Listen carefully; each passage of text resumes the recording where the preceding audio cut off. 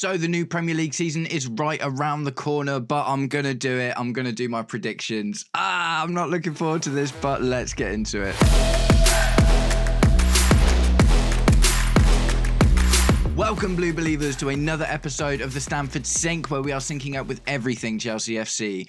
And today that means predicting not only where Chelsea will finish, but where everyone is going to finish in the Premier League. This is a little bit daunting. This is my first big prediction list as a YouTuber.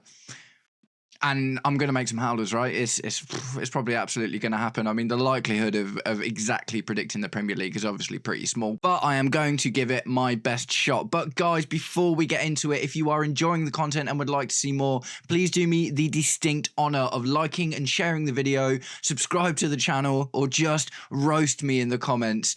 And there's probably going to be some roastable content in here. So if that gets you through your day, then do it. Right, guys, let's go. Starting at number 20, and I don't think this one is a crazy shout, to be completely honest. I've gone with Leeds United. It's just a difficult one, isn't it? It's like, yes, Leeds have got lots of Premier League pedigree, but at the same time, they probably look like the least ambitious of the promoted clubs, being completely honest.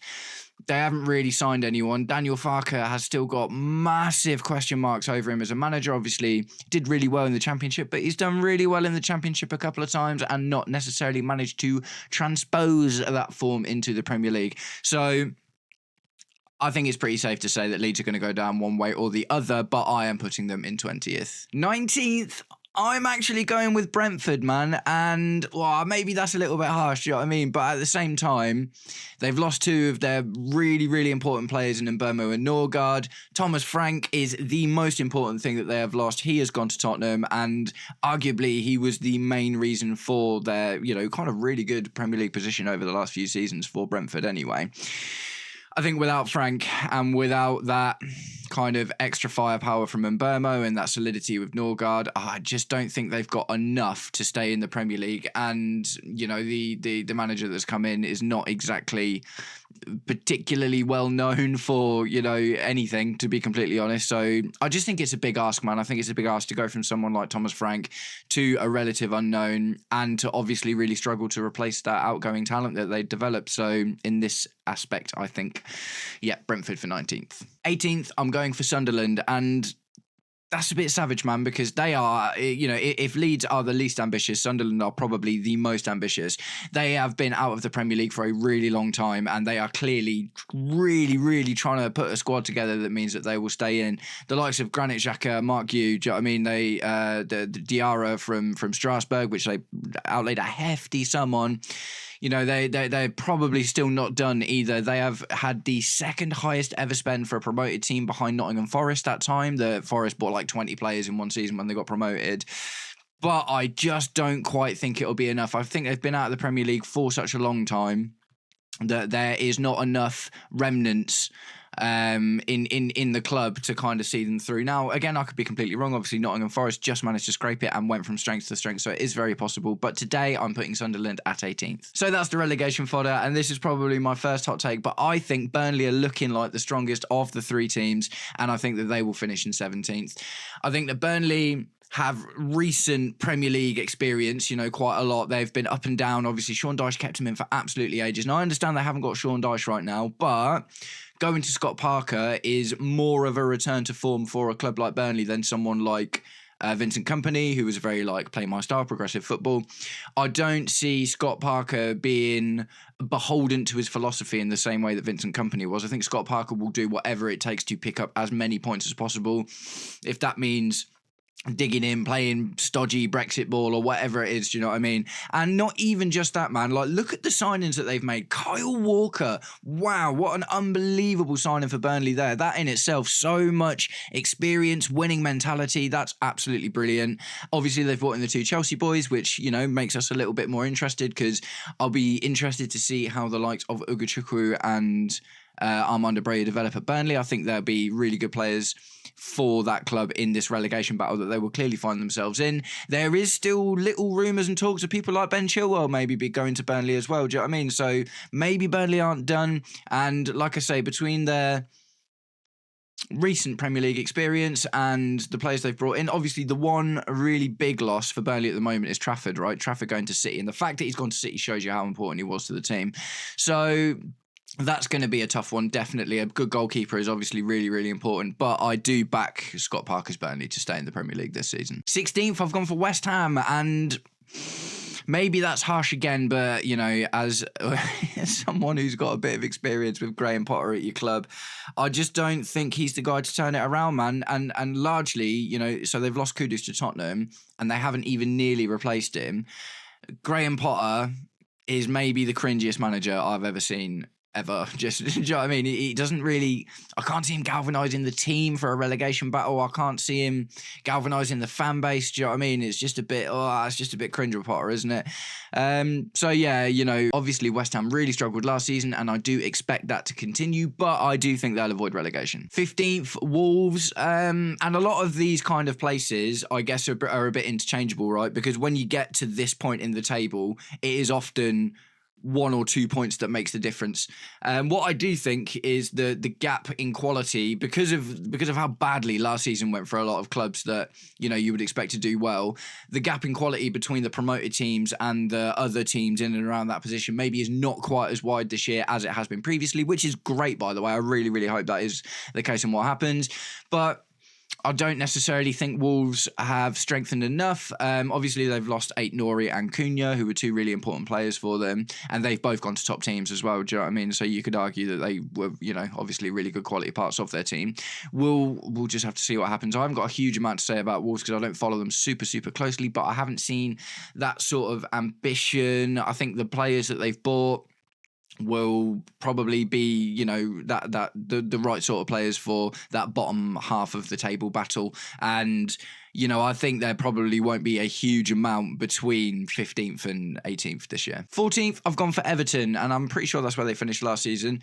It's a tough ride for Everton, man. Everton are doing amazing things, like, you know, and maybe I've been completely wrong here because they've bought some really strong players like Kiernan Dewsbury Hall. They've just got Jack Grealish on loan. David Moyes has come in and galvanised the club. He's galvanised the fan base, but they are away from Goodison Park this year, aren't they? Which is maybe that plays into it. I'm not 100% sure.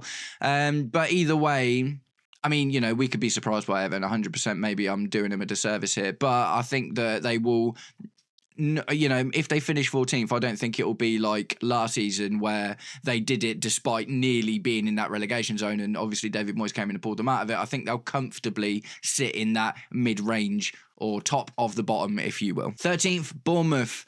Again, maybe a bit savage, but, you know, they've lost Kirkez and, you know, not necessarily brought in loads of really good. I mean, they've brought in Petrovic, man, and he's a great keeper, don't get me wrong. Iraola is a fantastic manager as well. He's really, really, really good. But this is less of I don't think Bournemouth are going to do well as it is I look at what the other teams in the Premier League are doing and where some of the other teams got last season, and I just think it's going to be a really, really tough ask for Bournemouth. And again, do you know what I mean? I could be wrong about any of these. Maybe this is a horrendously bad one. Iraola is a great manager. Maybe I'm not giving him enough credit, but I just look at the other teams above him where they've kind of been finishing in the consistency and stuff and what they've achieved, and I'm going to go 13th place for Bournemouth. 12th, Crystal Palace. That's where they finished last season, and they've, you know, obviously massive, massive achievements in winning the FA Cup against Man City and beating Liverpool in the Community Shield. Do you know what I mean? But I think if they're going to lose Eze, which I think they may well, I think that's a huge blow for them, man. I think it's, you know, they're not going to be able to replace easily a player of Eze's quality, and they're not going to go out and spend that sort of money. And if they do replace him, it will be a bit of a fluke because they've got a really good deal on a player, or they've developed someone from their academy, or someone just kind of comes out. They've still got Mateta, do you know what I mean? You know, they've got a good manager, and maybe I'm being a little bit harsh, but I just think it's going to be a really tough ask with losing. And again, it's, you know, it's not just about losing Eze. It's like there are some other teams, obviously, you know, we're here already. You can see that there are some other teams that finished much lower last season that I think are going to finish higher this season. And that by definition pushes everyone down a few spots, doesn't it? So if the fact that I'm saying Crystal Palace will finish 12th would actually still be an improvement on last season, bearing in mind the other teams that I think are going to finish finish above them. 11th, I've gone for Fulham, and I just think Fulham are looking like a solid outfit, man. I think they do generally quite smart business. They like to have a mix of youth and experience in the team. They've got a good manager. Do you know what I mean? It's just one of them. I haven't got a huge amount to say about Fulham. I just kind of expect a bit more of the same from them and to finish in and around those kind of spots. 10th place, I've gone for Brighton. I think it's just really tough for Brighton, isn't it? Like I've said this a few times, Brighton are like the English Dortmund, do you know what I mean? And they often sell their best players. They're looking at selling their best midfielder to Man United and making a huge amount of money again. So they are going to be able to focus on their league campaign a bit more this season because they haven't got Europe this time. But at the same time, again, they are a bit of casualty of some of the other teams that did really badly last season finishing above them. I don't necessarily think it, I think if Brighton can finish 10th, that'd be really good. I think to consistently be competing for some sort of European spot, I think Brighton are going to need to build teams without them getting completely pulled apart all the time, and that doesn't necessarily seem to be in their remit because what they are kind of first, they put the business first, don't they, with Brighton? So yes, I don't think Brighton are going to have a terrible season. I don't think they're going to have an amazing season. I think they are going to have a distinctly Brighton type season. In 9th place, I've gone for Nottingham Forest, and maybe that seems a bit harsh. They were battling until the last day for Champions League football last season. But again, this is kind of a common theme. I think the two teams that, I think will finish higher than they did last season will just kind of push everyone else down. I think Nottingham Forest will also be one of the casualties of that.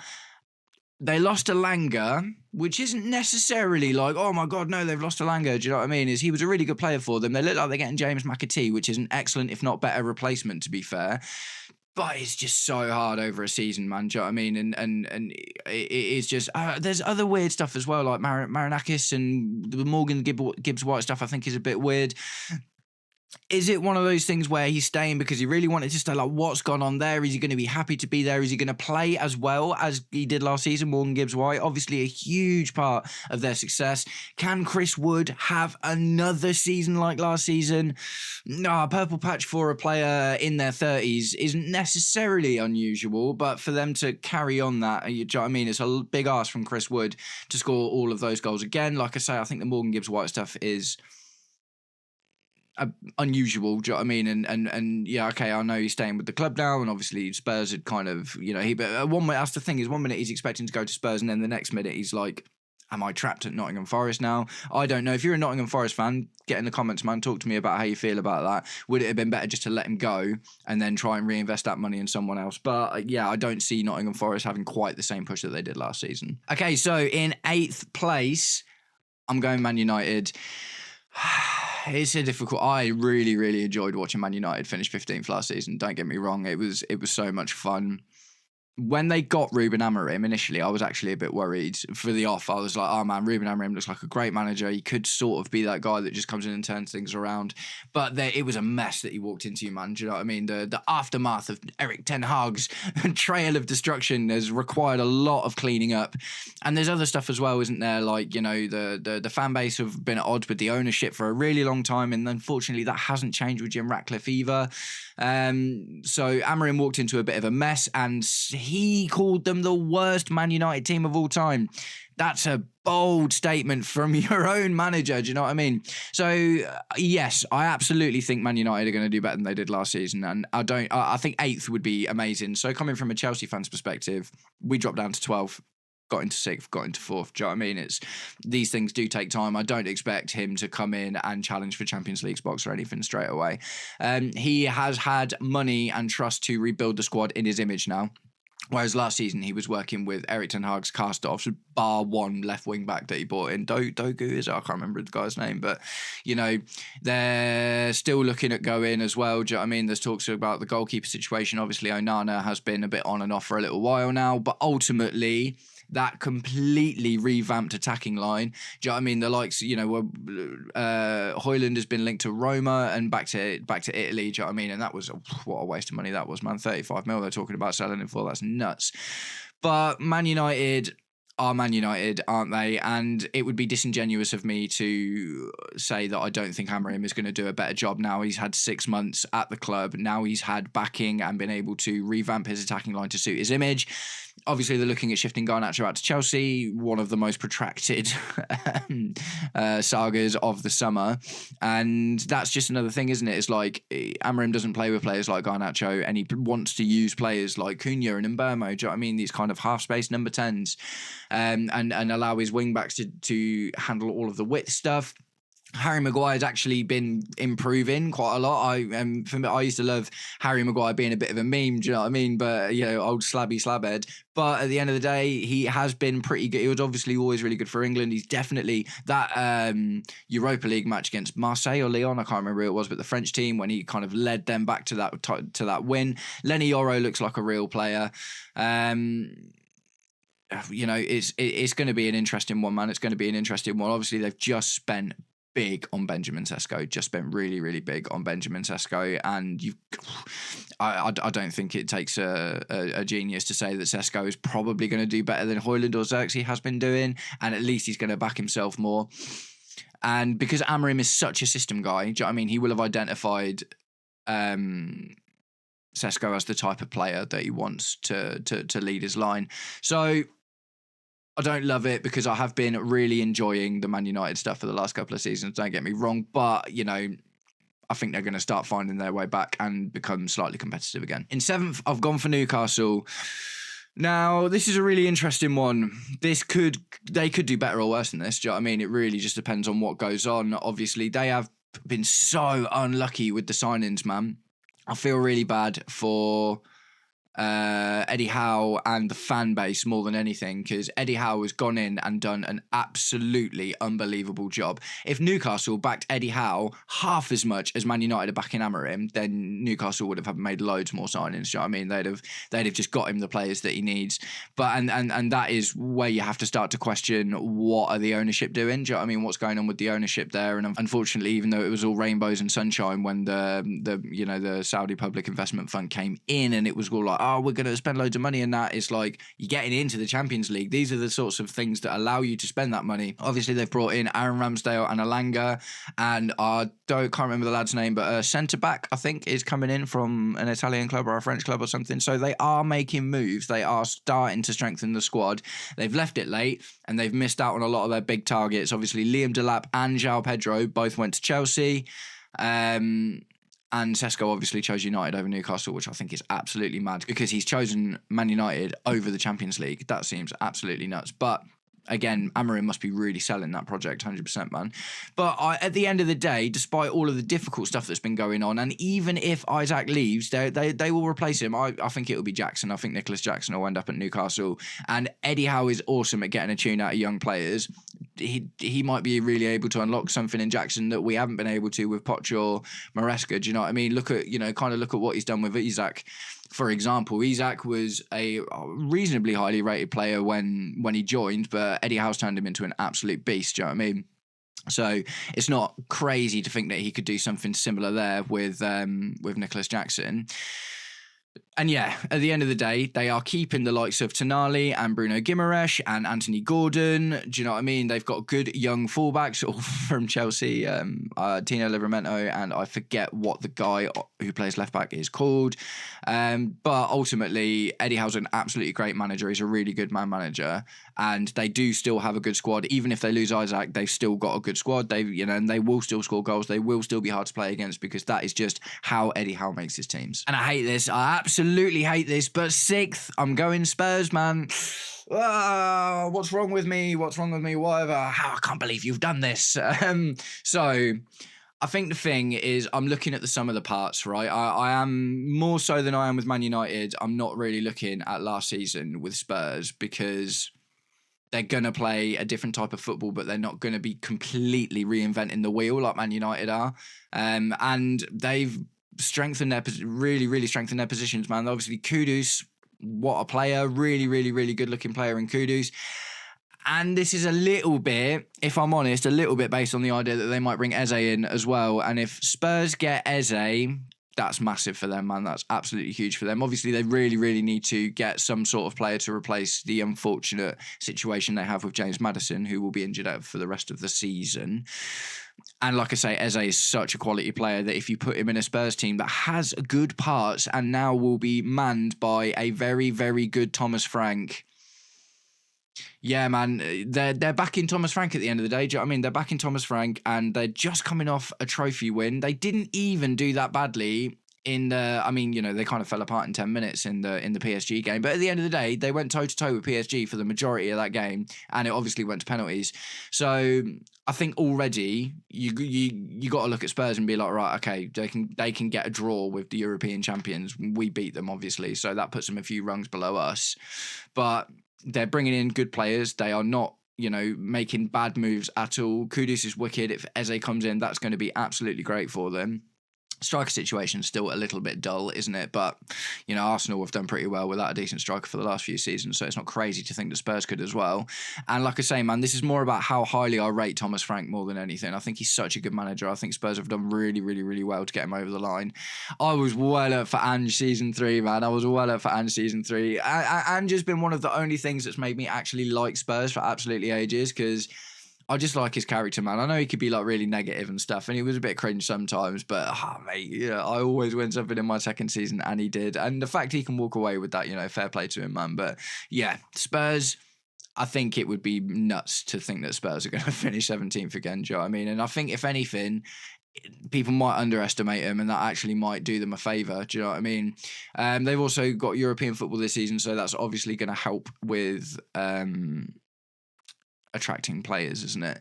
So we'll just have to see. Does that get them in the Champions League if they win the Europa League? Now, are Spurs a Champions League club this season? I don't even know, man. The rules have changed so much recently. But yeah, Spurs, I'm going 6th. And in 5th place, I've put Aston Villa. So I know Aston Villa haven't really gone out there and bought loads of players and been really ambitious and stuff, and they haven't been able to, because they spent so much money in the last season or two, and they went on that mad spree with the loans, paying high wages to people like Rashford and Marco Asensio. UEFA have come in and thrown the book at them a bit. Do you know what I mean? Obviously, Chelsea fans, we know a little bit about that. But at the end of the day, Aston Villa are keeping the majority of what makes their squad good in the first place, and they have one of the best managers in the league. Absolutely, do you know what I mean? That's absolutely the case. They've still got players like Morgan Rogers, Leon Bailey, although I have seen him linked away today. Jacob Ramsey, actually. Was it Jacob Ramsey? Might be linked with Newcastle as well. So, I don't know, maybe I've been a little bit hasty with putting Newcastle below Aston Villa in this one, because actually, you know, when you think about it, Aston Villa haven't really gone out and strengthened their squad. But like I say, man, Unai Emery is such a good manager. He's such a good manager. He was absolutely, you know, wasted at Arsenal, man. It's such a shame they wouldn't get the fans and the hierarchy didn't give him more time, because, do you know what I mean? Look at what Unai Emery's done with this Villa team, man. So I think it's going to be a tough run, but Aston Villa, I've just been a really good, consistent team for the last few seasons. And like I said, man, I just really, really highly rate Unai Emery. So we'll see what happens, but I'm putting them in 5th. In 4th place, right, so this is it, right? This is my top 4. This is where the clippable moments come. I am going in 4th place with Arsenal. I know if you're a Chelsea fan, you probably love that. If you're a fan of any other team, you think that I am being completely delusional. So why have I gone Arsenal 4th? I don't even really know, to be honest. I think it might just be because I've put Chelsea in 3rd, little spoiler there. And I just desperately want Chelsea to finish above Arsenal this season. That is kind of like a huge goal for, you know, but not goal like something I can achieve, but something I would absolutely love to see this season is Chelsea finishing above Arsenal in the league. I do think that we have made... So, you know, I'll intertwine this. I'll talk about Arsenal in 4th and Chelsea in 3rd at the same time. So I'll pop them both in the graphic at the same time. I think Chelsea have made such massive improvement recently, you know, with obviously since we won the Europa Conference League, something really seems to have turned around, and we did really, really well in the Club World Cup. The pre-seasons look really good. We've strengthened the team really well. We're not done yet. And Arsenal have done the one thing that everyone has been telling them to do, and they've gone and bought the striker. They've gone and got Gyökeres. Okay, fine. Madueke is a good squad player, don't get me wrong, but I don't think he moves the needle. Exactly the same with Norgard, to be honest. I don't think he moves the needle for them. So I think that Arsenal, bar Gyökeres, will still be relying on a lot of the same stuff they have been relying on. They have got, obviously, amazing centre-backs. Their midfield is going to look very different now. Do you know what I mean? You might see, Zuberman, obviously, Partey and Jorginho are both gone. They've still got Marino, maybe, but Zubimendi is going to come in and play that number 6 spot. You would have thought that that's just what's going to happen. Martin Odegaard and maybe Kai Havertz is going to find himself more in there as well. Bukayo Saka on the right and probably a rotating left. I just don't think, bearing in mind they kind of regressed last season, I don't feel like they've strengthened enough of their positions of strength in order to challenge for the Premier League, which is ultimately what Arsenal fans are going to want them to do. So, like I say, man, maybe this is just my bias as a Chelsea fan coming through here. And largely, I really, really want Chelsea to finish above Arsenal. I think Chelsea are going to have a great season. I think we're not even done with our signings yet. Do you know what I mean? We're potentially still going to add some players. I mean, obviously, the centre-back issue is a big one for us. But, when we resolve that, I think the team's just looking really, really strong. So, yeah, we're going to have to see, man. But, 4th, Arsenal, Chelsea 3rd for me. That's where I'm going. Maybe that's the... I mean, I think I've probably got another hot take in the next 2 as well, to be honest. But if things are clippable, then maybe this is where I've started it. But yeah, I'm going to say Chelsea 3rd place and Arsenal 4th. Right, and 2nd, I'm going Liverpool, man. I'm going Liverpool 2nd. So if you've been following my content for a little while now, this probably isn't crazy to you. I had a chat with Football Therapy about it. I've had a chat on a few of my collabs with it. I spoke to Behind the Dugouts about it as well. I think the thing with Liverpool is the level of rebuild that they're ending up doing now. Do you know what I mean? It's enormous, man. And yes, they are keeping the likes of Van Dijk and Salah. Do you know what I mean? Fair play that they both signed. I actually didn't think that had happened. So fair play to Liverpool for that. But there's been so many outs and so many ins. Like, so for instance, the conversation I had with Football Therapy is he was like, I sort of said, I just think it's such a big rebuild. They've got so many players coming in. And he was like, I don't think all of these players will start. I think categorically, looking at all of the outs, obviously the absolutely tragic loss of Diogo Jota. Luis Diaz has gone to Bayern Munich. They've just sold Darwin Núñez, who was not the best striker in the world, but he was playing quite a lot for them. Trent Alexander-Arnold has gone out. So a lot of these guys that are being bought and coming in are going to play first team football. Wirtz hasn't come in to sit on the bench. Frimpong hasn't come in to sit on the bench. Kirkez is a pretty much straight swap for Andy Robertson in that respect. But everyone else, man, there's a lot of new players coming in there. Ibrahima Konate might be on his way out, and they are looking at... Can't remember the guy. I think it's a Spanish guy they've just bought. And obviously they're looking... I think they've agreed terms with Mark Gurhey as well. The Alexander Isak thing is probably still going to happen because Isak has come out and said, I'm never playing for Newcastle again. Do you know what I mean? Which is savage, by the way. But I think what you're looking at with Liverpool now is a massive rebuild. And the thing is... I only think it's this season. Do you know what I mean? If they do their rebuild this season, and I still, like I say, man, I think they can still finish really, really high. Do you know what I mean? I think they'll have cup runs, and I think they'll go deep in the Champions League. But I just think over a 38-game season, changing your squad so much. And the thing is as well, Arne Slot literally has come out and said, like, I didn't change much last season. Do you know what I mean? So he just kind of came in and worked with what he had. This season, he can't do that because he's got different types of players for different types of roles. Do you know what I mean? He's brought in Ekitike. If he brings in Isak, how's that going to work? Is it going to be 2 strikers? Is he going to try and make them play together? What does that mean for Cody Gakpo? Jeremy Frimpong is not the same player as Trent Alexander-Arnold. So arguably that means that they are going to play a different style to compensate for the fact that they're not going to have that creativity from Trent anymore, and they've got a bit more of a robust and still attacking fullback 100%. Yeah, I don't know, man. I don't know. I think their midfield's really good. Do you know what I mean? Gravenberch, McAllister and Szoboszlai, but I think Szoboszlai is probably going to end up losing out to Wirtz. Wirtz is not a deep line midfielder in the same sort of way that Szoboszlai is, so that's just maybe the formation changes to a 4-2-3-1 and they start playing Wirtz as like a centre attacker. Maybe he drifts out and they're left, if they've got Ekitike or Gakpo, then maybe it forms a front 2, something like that. But I think what you're looking at is lots and lots and lots of tactical change. And look, man, maybe I'm wrong. Maybe like Arne Slot has come in and proven that, do you know what I mean? He can come in and absolutely smash it. Of course he has. But I think that there's just a very different job in front of him this season. And this takes us to my number 1, which is probably a bit of a hot take.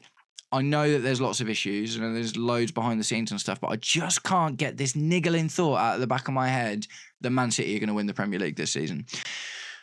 Maybe this is largely recency bias as well, because Man City have had so many good seasons, do you know what I mean? And so few times have they had 2 bad seasons in a row, do you know what I mean? I think their last bad season, well, not even bad season, but, when Pep's first season wasn't amazing, and then they won a couple, and then had a season when they didn't win it, when Liverpool won it, and then won 4 in 5 and didn't win last season, do you know what I mean? There's a few reasons behind my feelings around Man City. I think, if anything, Man City have come in and done their rebuild a lot quieter than everyone else has, because everyone's been talking about Liverpool, everyone's been talking about Arsenal, everyone's talking about Chelsea at the moment because we're being so big and brash about it. Liverpool did the majority of their rebuild. Well, not the majority. Well, maybe the majority, but they started it 6 months ago, when they brought in players like Marmoush. Do you know what I mean? Absolutely unbelievable player. Talismanic. He looks so good. And I think he is going to be a real force in the Premier League this season. And they've carried it on, do you know what I mean? With the likes of Rayan Cherki, Ait Nouri, do you know what I mean? The Reinders, they keep bringing in these guys that are filling all these spots. Yes, they have lost Rodri, but Pep hasn't gone into this season being like, right, I'm going to base all of my game plan based on the fact that Rodri's going to be fit for the entire season. And obviously he's had a bit of a setback as well, hasn't he? So he's not going to be available for another month or so. But Pep will have considered that, man. Do you know what I mean? 100% he will have considered that. He's not just going to go, right, I think that when Rodri comes back from injury, there's absolutely no chance of that reoccurring or being a problem again. So I am just going to plan forward as if I would if Rodri was there in the first place. He's going to have figured out something for that 100%. And Erling Haaland is still there and scores 20 goals on a bad season. Do you know what I mean? He's shifting deadweight as well, man. He's shifting deadweight. Edison, absolutely on his way out. Trafford's come in. They're talking about signing Donnarumma as well. Savinho only came in last season. He's looking like he might go to Tottenham as well. Absolutely mental stuff. It's crazy. But yeah, man, the large of it is Pep is still the best manager in the world. And the arguments I see around this are Pep can't do rebuilds. And, that's absolutely fair. I do understand that. But the rebuild looks really interesting this time, man, because it doesn't look like he's building the same team again. Do you know what I mean? He's not just looking to fill the same spots with the same kind of players. He's bringing in, he's doing what everyone's doing. He's doing what Chelsea are doing. He's doing what PSG are doing. They're bringing in young athletic players with technique that, and filling out the squad. And Pep's never been shy about getting rid of deadweight. If a player's not interested in being there or he doesn't want them, they'll go. Do you know what I mean? Jack Grealish obviously gone on loan to Everton as well. He came out quite strongly last season, Pep did, and was like, I want 22 players this season because I need a small squad to work with. It looks like he's been given everything he wants, do you know what I mean? And Rayan Cherki looks like a demon, man. Rayan Cherki looks like he could be the next prodigal son of Pep Guardiola. So I think Man City are going to win the league that season. And that is my 25-26 Premier League predictions about where I think everyone is going to finish. I really, really want Chelsea to finish above Arsenal, but I will be happy if we finish in the top 4 and we don't leave it to the last game to make that happen. I think we'll probably go on a strong couple of cup runs this year, domestic cup. I think we'll have a good showing in the Champions League. I think depending on how the rest of the window goes, the centre-back situation, I understand we've got lots of cover, but we don't have lots of top quality. And I know Man City are struggling a little bit as well, aren't they, with their centre-back situation? I guess only really Arsenal have got amazing centre-backs, and Liverpool have got Van Dijk, and they're looking at bringing in Guehi.